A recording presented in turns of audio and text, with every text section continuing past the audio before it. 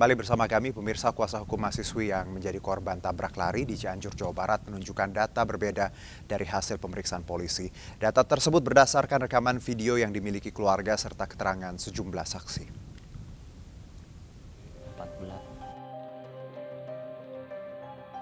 Kasus tabrak lari seorang mahasiswi Selvi Amalia Nuraini memasuki babak baru. Kuasa hukum keluarga Selvi kali ini merilis data berbeda dari hasil pemeriksaan Satlantas Polres Cianjur. Data yang ditunjukkan pihak keluarga ini berdasarkan pada rekaman video serta keterangan saksi-saksi yang ada di lokasi kejadian di Cianjur, Jawa Barat. Perbedaan rekaman video terletak pada merek mobil yang menabrak korban. Mobil yang menabrak diduga berada dalam rombongan kendaraan Polda Metro Jaya. Karena itu, kuasa hukum meminta kepolisian agar membandingkan data versi polisi dengan rekaman yang dimiliki oleh keluarga. Dan saya udah perdalam, ya kita udah mengerucut versi kita, ya itu mengerucut ke mobil Kijang gitu. Kijang, Innova Pak jadi. Innova. Tapi kalau versinya kepolisian ya itu ada penyusup gitu. Mobil Audi. Iya betul, seperti itu infonya Pak. Jadi kan ada dua versi ya. Kita saling menghormati lah. Ya. Sebelumnya, Selvi Amalia Nuraini tewas akibat tabrak lari di Jalan Raya Bandung, Kabupaten Cianjur pada tanggal 20 Januari 2023 lalu. Korban diduga ditabrak oleh rombongan pejabat polisi. Namun, polisi menyatakan mobil sedan yang menabrak korban tidak termasuk dalam rombongan kendaraan polisi. Pernyataan polisi ini berdasarkan kamera pengawas di sejumlah titik serta keterangan saksi. Dari Cianjur, Jawa Barat, Muhammad Andi, iNews melaporkan. Ya, sementara itu mahasiswa Universitas Indonesia Muhammad Hasya yang tewas saat kecelakaan dengan mobil yang dikemudikan oleh pensiunan Polri ditetapkan sebagai tersangka. Muhammad Hasya ditetapkan sebagai tersangka lantaran dianggap lalai dalam berkendara.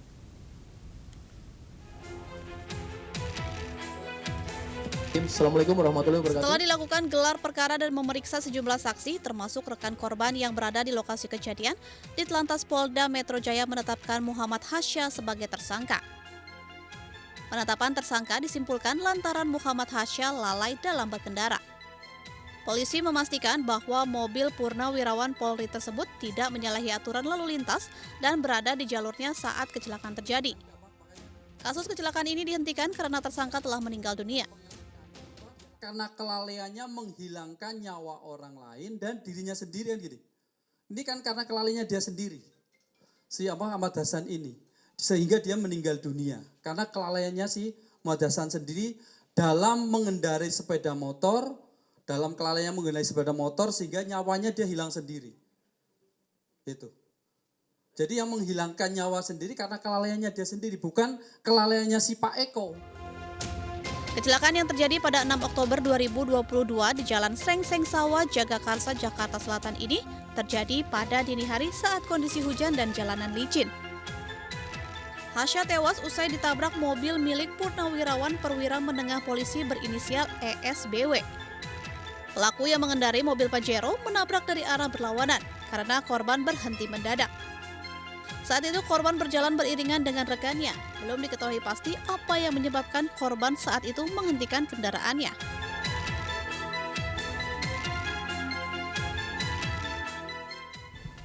Ya baik, polisi menegaskan Muhammad Hasya Atala Saputra yang tewas kecelakaan akibat kelalaian sendiri, bukan orang lain. Dan hal itu pula yang menjadikan polisi menetapkan Hasya sebagai tersangka dalam kecelakaan tersebut, meski pemuda tersebut meninggal dunia.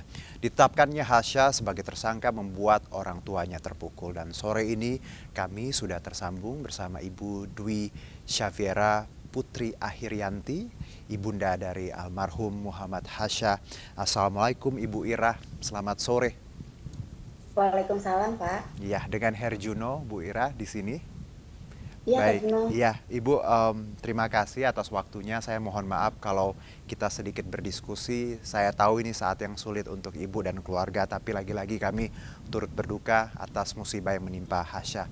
Ibu, kalau kita boleh sedikit bicara mengenai kronologi, apa yang Ibu Ira ketahui terkait kejadian yang menimpa Hasya ini, Bu?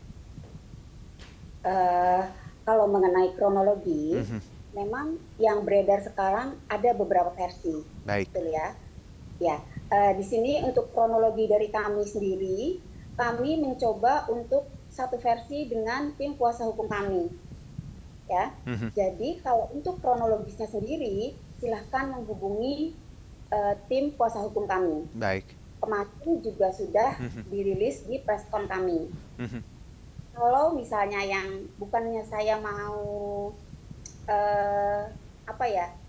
berbalas pantun dengan respon dari polisi, tapi kami mendengar bahwa anak kami disebut lalai, ya. Baik. Terima nggak terima kami disebut lalai, tapi saya sudah menjelaskan bahwa sepeda motor rodanya cuma 2. Kalau kita jatuh, kalau nggak ke kanan ya ke kiri. Itu satu. Yang kedua, siapa yang mau jatuh? Nggak ada orang mau jatuh. Nggak ada orang yang mau jatuh terus terlindas. Itu kata ya. Jikalau anak kami dibilang lalai, nah yang melindas itu apakah tidak lalai? Cuma itu pertanyaan kami. Oke. Baik, dari berbagai versi, masing-masing akan punya argumennya. Tapi ini yang Ibu sebutkan tadi, menarik bagaimana Hasya dibilang lalai dan terkait tadi argumentasi yang Ibu sebutkan. Dengan polisi masih punya tiga alasan lagi ya Kak untuk meng-SP3-kan itu ya. Baik. Selain lalai adalah mohon maaf Ibu Ira, boleh diulangi, suaranya agak terputus. Ya, silakan Bu.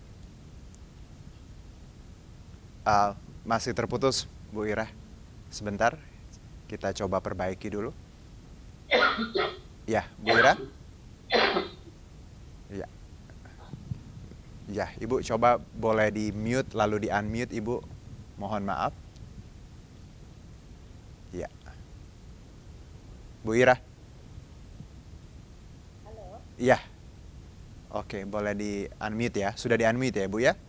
Ibu? Ibu Ira? Oke, kita masih mencoba memperbaiki audio dengan Ibu Ira, ibunda dari Muhammad Hasya Atala Syaputra. Dan kita tahu bahwa kasus ini terjadi 6 Oktober, lalu sempat senyap dan belakangan kembali viral setelah Hasya disebut lalai dan menjadi tersangka dari kejadian tabrakan ini. Ibu Ira masih bersama kami, Bu? Iya, baik. Maaf Pak, Iya. agak terputus. Oke, Ibu, ya boleh diulangi tadi. Anda menyebutkan sampai poin bahwa ada 3 alasan kenapa ini di SP3. Silakan Ibu. Itu alasan yang pertama ya, katanya anak kami lalai. Yang kedua, katanya kadaluarsa. Lah yang bikin kasus ini lama tuh siapa?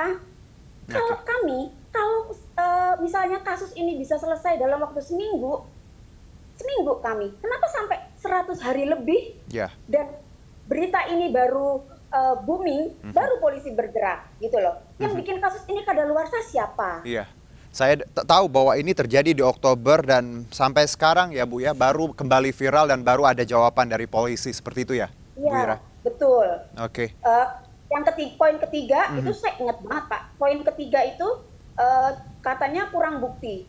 Kalau kurang bukti, P21-kanlah ini cepat. Kita buktikan di persidangan. Mau bukti yang seperti apa sih? Kami punya semua. Oke. Jangan takut kami nggak punya bukti. Kami punya bukti. Baik. Ibu, dengan status Hasya yang disebut tersangka, saya tahu ini kondisi yang luar biasa, cukup berat pasti untuk Anda dan keluarga.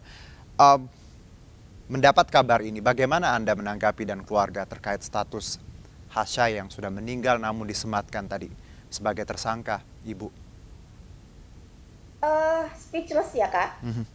Pasti udah nggak karu-karuan perasaan, nggak karu-karuan hatinya, tahu kan apalagi seorang ibu lah ya. Cuman di sini kita nggak usah ngomong kemarin, kita ngomong setelah kasus ini booming.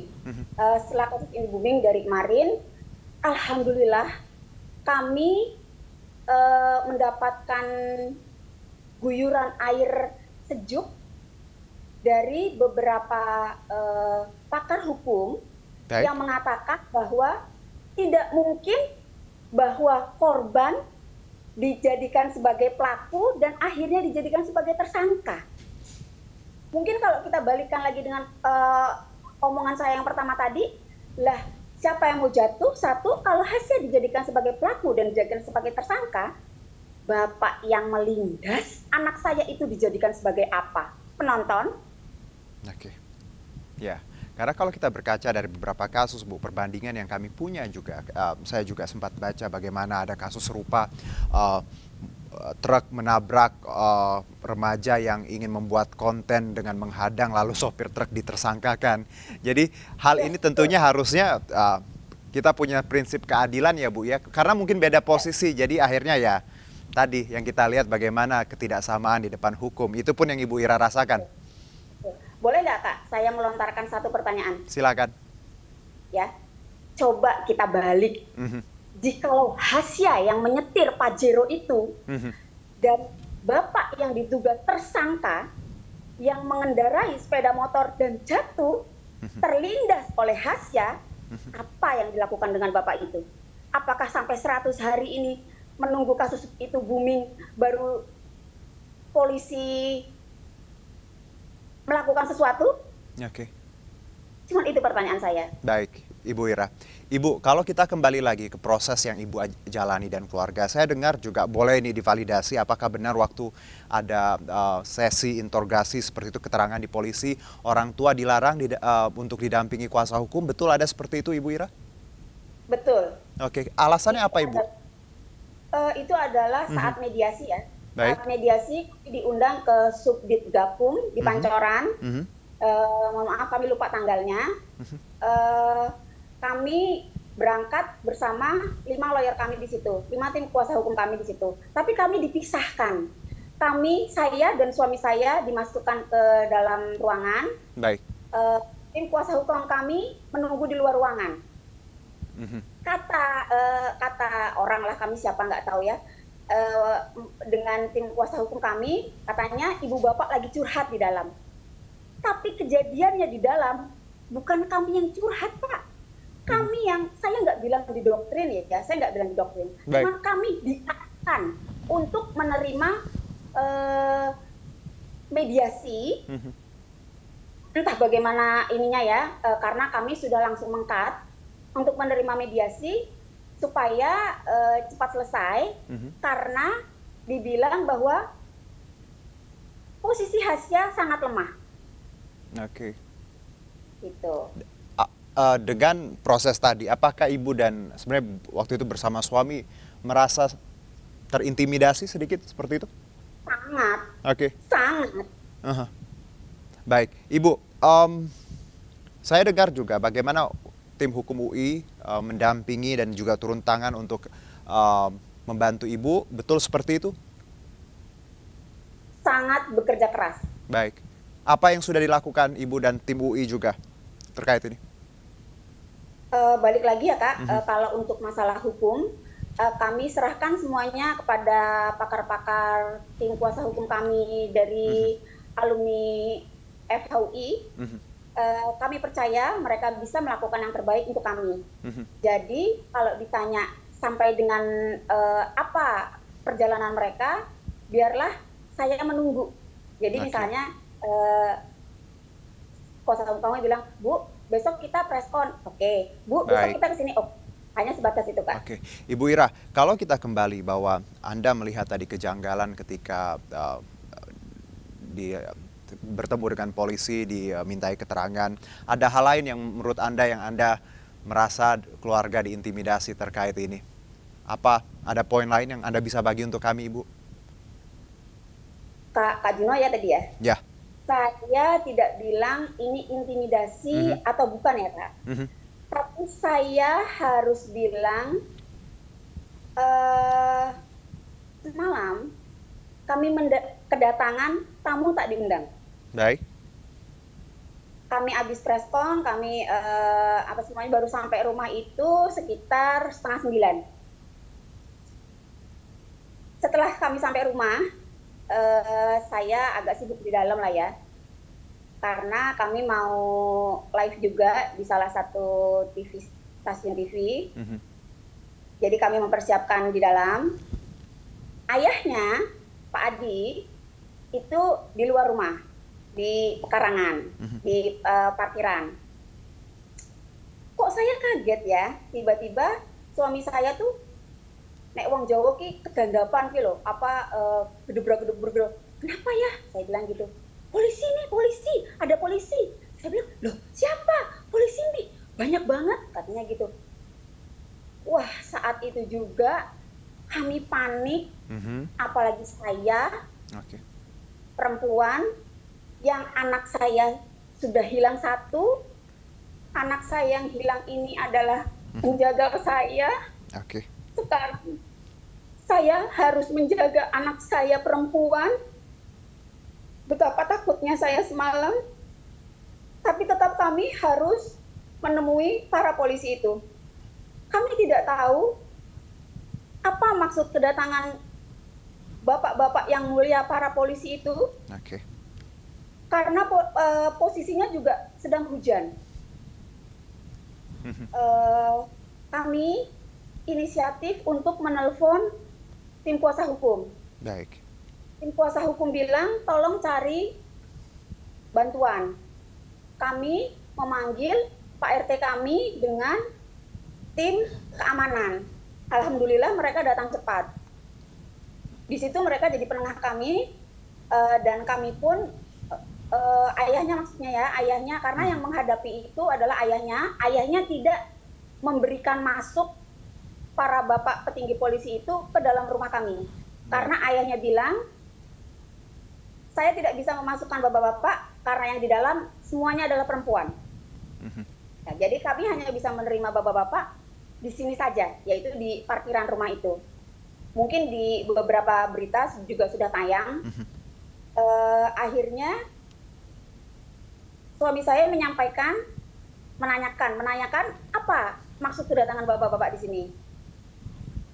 Mungkin ya Pak, menurut kami mereka ada maksud lain dengan kedatangan mereka ke rumah kami. Tapi semalam itu mereka akhirnya menyerahkan surat penetapan Hasya sebagai tersangka per tanggal 6 Januari dan menyerahkan SP2HP. Pak Juno, kasus anak saya sudah SP3 di tanggal 16 atau 17 Januari, saya lupa. Kenapa setelah kasus ini viral baru ada penetapan sebagai tersangka? Sama nggak kalau saya bilang gini? Saya ujian sama Pak Juno, nilai ujian saya 5. Setelah saya dapat nilai 5 jelek, saya baru bilang sama Pak Juno, ini jawaban saya untuk ujian saya. Mungkin nggak sih kayak gitu? Ibu, sebelum kita tutup diskusi ini, saya memahami ya rasanya sebagai seorang ibu ya, kehilangan anak tercinta. Apa kenangan yang paling membekas dari Hasya yang sampai sekarang menjadi penyemangat seorang ibu Ira untuk terus berjuang untuk Muhammad Hasya? Sebenarnya saya nggak suka nih Kak kalau ditanya seperti itu. Hasya itu anak yang sangat baik, anak yang sangat melindungi keluarganya. Dia menjadi kebanggaan kami karena berhasil masuk UI, sekolah yang jadi favoritnya dengan kemampuannya sendiri. Kemarin di preskon pun wakil dari dekan FISIP UI mengatakan bahwa Hasya adalah mahasiswa yang berprestasi. Dalam waktu dekat, Hasya sebenarnya mendapat beasiswa dari FISIP UI untuk sekolah ke Vietnam dan Singapura. Tapi itu semua sudah tinggal kenangan.